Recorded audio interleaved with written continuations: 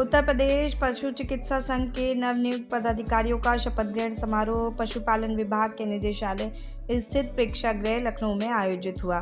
समारोह में मुख्य अतिथि के रूप में पशुपालन विभाग के निदेशक डॉक्टर मेमपाल सिंह, अति विशिष्ट अतिथि के रूप में निदेशक डॉक्टर राजेंद्र प्रसाद तथा विशिष्ट अतिथि के रूप में अपर निदेशक ग्रेड 1 डॉक्टर अनिल कुमार शामिल हुए। इस शपथ ग्रहण समारोह में संघ के नवनियुक्त पदाधिकारियों को पद एवं गोपनीयता की शपथ दिलाई गई। नवनियुक्त कार्यकारिणी में डॉक्टर मनोज कुमार को अध्यक्ष, डॉक्टर सुजीत सिंह को उपाध्यक्ष, डॉक्टर अखिलेश यादव को महामंत्री, डॉक्टर रुचि श्रीवास्तव को संयुक्त मंत्री तथा डॉक्टर कैलाश चंद लोधी को कोषाध्यक्ष का दायित्व सौंपा गया। पशु चिकित्सक संघ के अध्यक्ष डॉक्टर मनोज कुमार ने बताया कि नई कार्यकारिणी प्रदेश में पशु स्वास्थ्य सेवाओं को सुदृढ़ करने, पशुपालकों की समस्याओं के निराकरण और पशु चिकित्सकों के हितों की रक्षा के लिए प्रतिबद्धता से काम करेगी। उत्तर प्रदेश पशु चिकित्सा संघ का ये शपथ ग्रहण समारोह संपन्न हुआ, क्या कुछ कहेंगे सर इस मौके पर?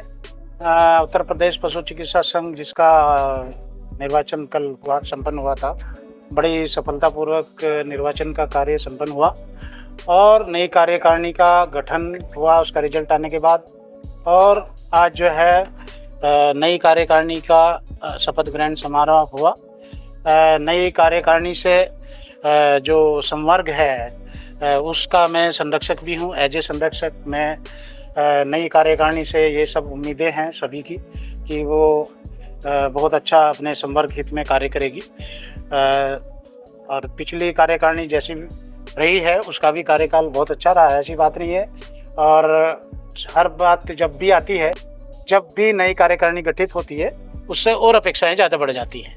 तो पशु चिकित्सा संघ एक बहुत बड़ा संवर्ग है और हमारे अधिकारी क्लास 2 से लेकर सुपर क्लास 1 तक, डायरेक्टर तक उसके सदस्य होते हैं। सभी से अपने जो भी जितने भी प्रदेश में या केंद्र सरकार में जो भी संघ हैं उन सभी के लागू होता है।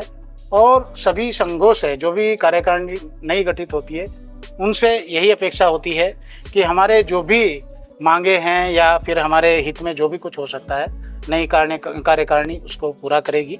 और यही भी मेरी भी उम्मीद है कि हमारी जो नई कार्यकारिणी गठित हुई है उसके अध्यक्ष डॉक्टर मनोज वो एक बहुत ही जुझारू और एक इस तरह की छवि के व्यक्तित्व है जो मेहनत करके और एक चाहे उनको किसी तरह का संघर्ष भी करना पड़े, एक सच्चाई के रास्ते पे चलते हुए वो एक मतलब सभी काम उनसे उम्मीद है कि वो पूरा करवा देंगे हमारे संवर्ग के।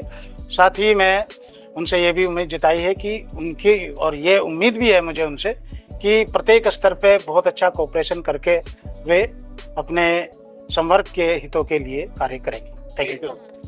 मैं डॉक्टर मनोज कुमार, अध्यक्ष उत्तर प्रदेश पशु चिकित्सा संघ, मुझे अध्यक्ष पद पर चुना गया है और जिन साथियों ने चुना है वोट देके इन्होंने उनका उद्देश्य ये है कि संवर्ग के लिए कुछ किया जाए। हमारे इस पशुपालन विभाग में बहुत सारी समस्याएं हैं जिनका निपटारा हमें करना है।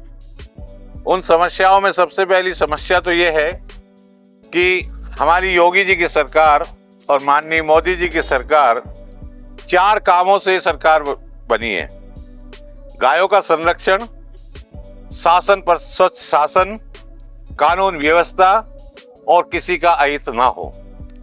बाकी चीज तो सब अच्छी चल रही है, कानून व्यवस्था बहुत अच्छी चल रही है, शासन प्रशासन अच्छा चल रहा है, जनता बड़ी खुश है, लेकिन गायों की संख्या आधी हो चुकी है। ये बहुत गंभीर इशू है। गायों की संख्या जो आधी हुई है वो उसका जो सबूत है वो पशु गणना जो हुई थी उसको सार्वजनिक नहीं किया जा रहा है। दूसरी चीज, यदि किसी भी क्षेत्र में मैं कहूँ एक गांव में भी फिजिकल सत्यापन करा लिया जाए तो वहां भी पता चल जाएगा कि 2 साल थे और 4 साल पहले कितनी गाय थी, आज कितनी रह गई है। इसका मुख्य वजह कम होने का 4 कारण है। पहला कारण है कि गौशाला जो हमारी खुल रही है उसके लिए तो 1 रुपए की दवाई भी नहीं खरीदी जाती। इलाज कहां से करें?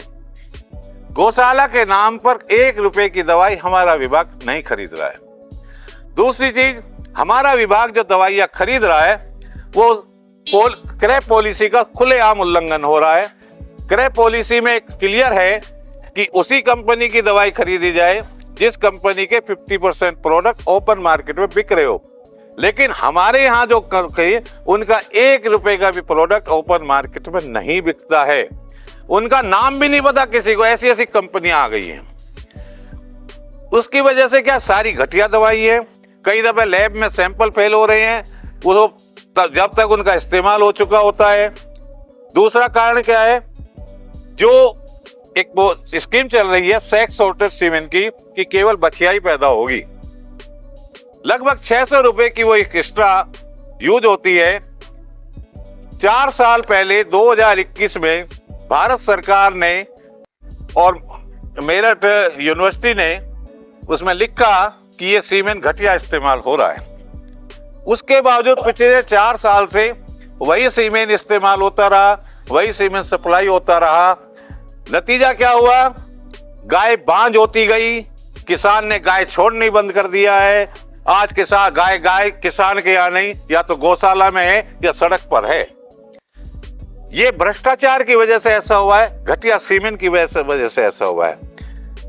तीसरा कारण है, हर जगह भ्रष्टाचार है।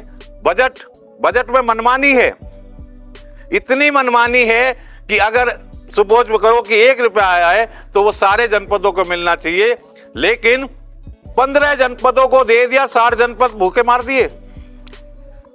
हमारे विभाग में हमारे जो निदेशक रोग नियंत्रण विभाग है, ये महाभ्रष्ट व्यक्ति है। मैं इनके खिलाफ जांच कराऊंगा। इसी प्रकार हमारे जो सीईओ यूपीएलडीबी हैं, इन्होंने गायों का सत्यानाश कर दिया है खराब सीमेंट दे के।